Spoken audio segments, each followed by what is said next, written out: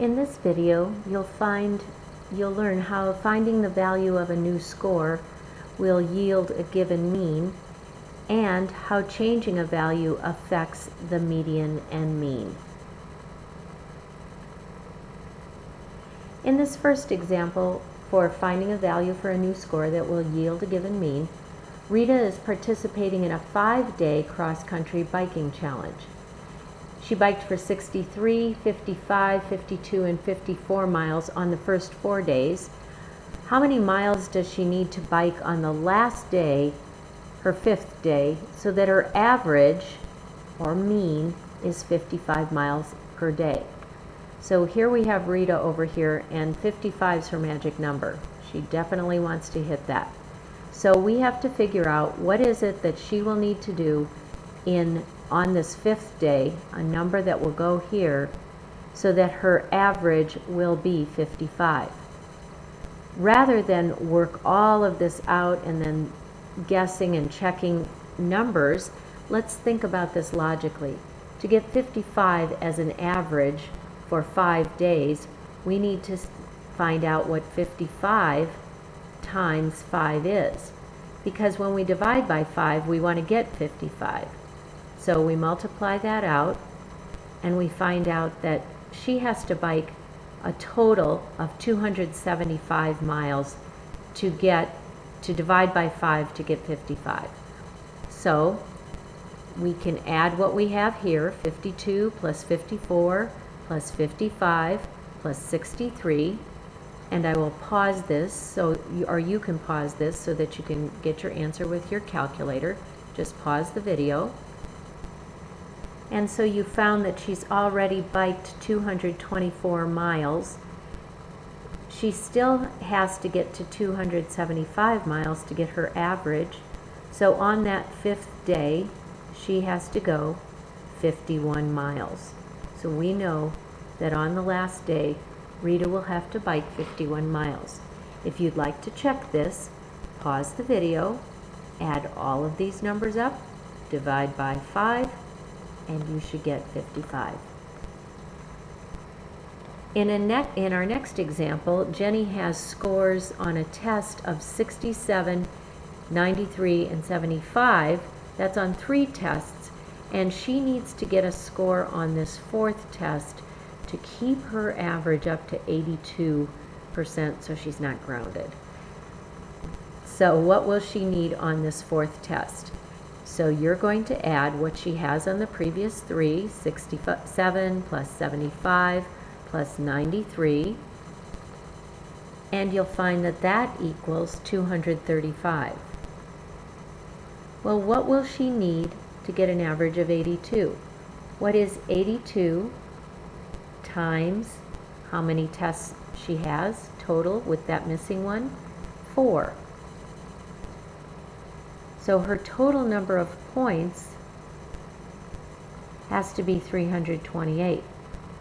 What is she going to have to get on that last test to receive an average of 82? So we're going to subtract 235 here. And we find that on her last test, she will have to get no less than a 93 in order to meet her average and not be grounded. That's my add to that particular problem. You can again check this by adding all of these up, dividing by 4, and make sure that you get 82. These are a little bit tricky, but if we think about it again in a smaller way, we can find out how changing a value will affect both our mean and our median in a set of scores. And what's really nice in this one, they've already lined up these weekly salaries for us.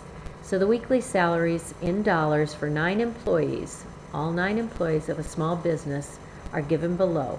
They're already ordered from least to greatest, and they want us to know that this salary of $1,021 is going to change to $850. So that one's going to get replaced with $850. So we need to find out what's going to happen to the median, that would be the middle score, when they're lined from least to greatest, and what's going to happen to the mean, that would be the average, I'm sorry, not score, the average salary when they're lined up from least to greatest, or it doesn't matter how they're lined up, but when we have all of these salaries, what will happen to the mean when 850 replaces 1021. We know in this case we're going to have a decrease. We know that our median will decrease because 850 is less than 1021. And that will probably happen to our mean also. It will decrease. But we need to know by how much. By how many dollars will these salaries decrease? So I'm going to take you to a new page where they are lined up, the original salaries with the 1021 in it, and then the new salaries with the 850 replaced. Again, they're in order from least to greatest. The median for the first one was 806, the one right in the middle, 4 salaries below, 4 salaries above. With the new salary factored in, 4 salaries below, 4 salaries above, the median hasn't changed at all. 806 remains to be the median. So back in our question, our median stays the same. But what happens to our mean, our average? We're going to have to do a little bit of work for that. And I've started a little bit of the problem for us here. We know that the difference between the old salary, $1,021, and the new salary, $850, when I subtract these two, is $171. That's the total difference in the salary range. We have 9 salaries that is spread over for those 9 employees. So if I take 171, which would be the change, the total change, and divide it by the 9 people, I will get the change in the average, the change in the mean. And that goes 1 time.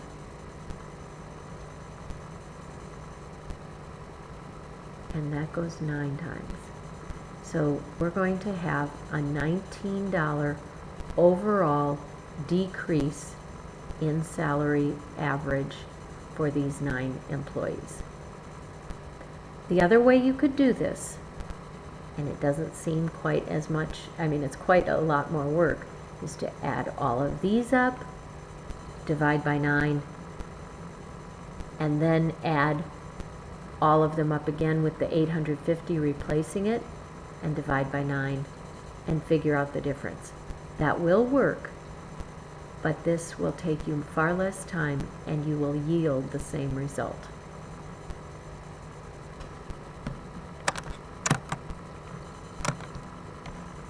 For this particular problem, you may want to pause the video here and see if you can do it on your own, and then check the work with me after you've tried it on your own. The monthly rent in dollars paid by 7 people this time are given below, and they are in order from least to greatest for us.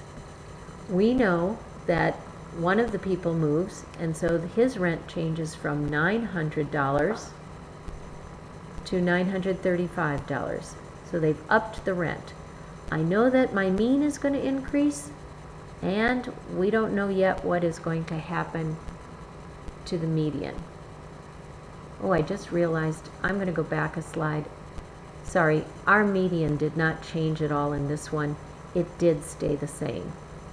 So please excuse my error on that. We caught it later, but I realized that I had the median increasing, and the median stayed the same on this one. If you'll remember, this was the median. So in this particular case, we're figuring the mean and the median. Let's find out about our median first. When we have the 3 rents on this side and the 3 rents on this side, and our $900 was in the bottom here, 970 was the median. When it was increased to $935 and the 900 dropped off, 970 is still our median. So in this case also, our median stays the same. No mistake there. What happens to our mean? Well, we're going to take a look at a difference of $35 from the 935 to the 900. That's a total difference in the total price of $35. How many people are we averaging? 7. So we're going to see an increase of $5 when we divide it over the 7. So I hope you will find any questions that you have on these and ask them in class tomorrow when we talk about this. And I hope that this is some new information that will help you get some additional concepts.